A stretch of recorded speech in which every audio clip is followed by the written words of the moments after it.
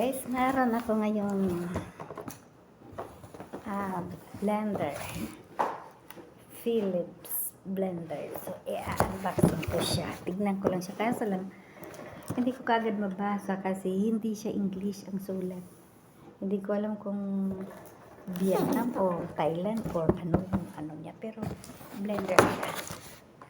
Ayan, kasi naintindihan ko lang na blender kasi nasa picture niya. So, ito naman ay bubuksan natin.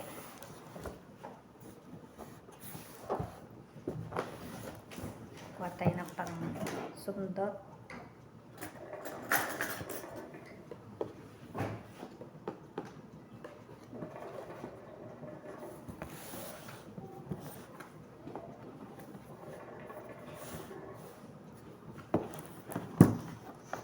Ganda niya.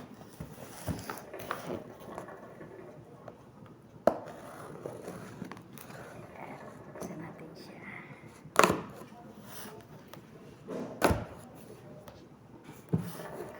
Yan. Kasi mag-blender na ako.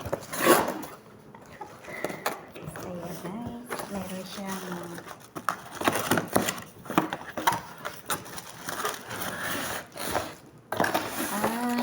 akala ko. Pero okay siya. Hindi siya plastic. Maganda siya. Babasakin. Pwede ito sa mainit kasi babasagin. Kanyang leaflets, guide, manual. So, Philips siya. Maganda ito kasi Philips.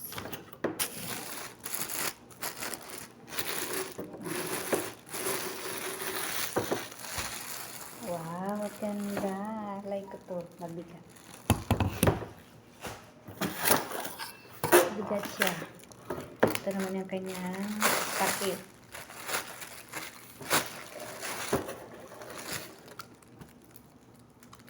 So, ganda.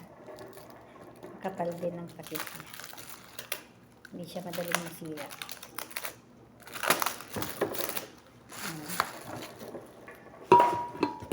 Maganda kasi parang may ano siya. May iikot.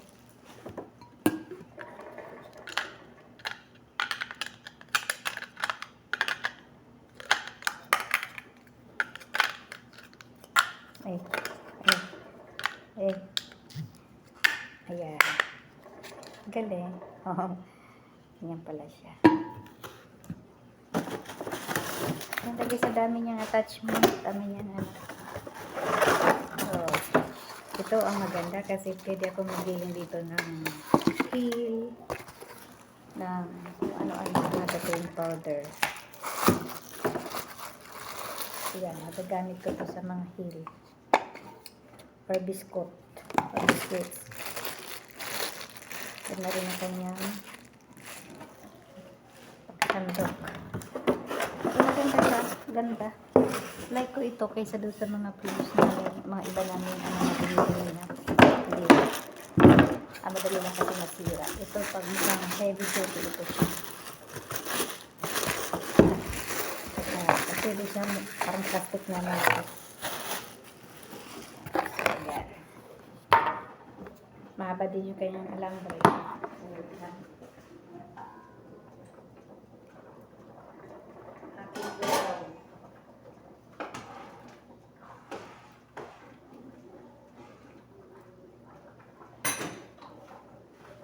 Kasi nagluluto din itong nag-unboxing. So, ayan, ang ganda niya. Ang ganda. In fairness, I like this. Big stars ito sa akin. Diba? Ganda niya talaga, promise. Big star ito sa akin. Sa lahat ng mga nabili namin itong mga previous years. Ito ngayon. Mga 5 years ago. Ito yung best ko. Philips. Best ito para sa akin. So, thank you. Thanks for watching.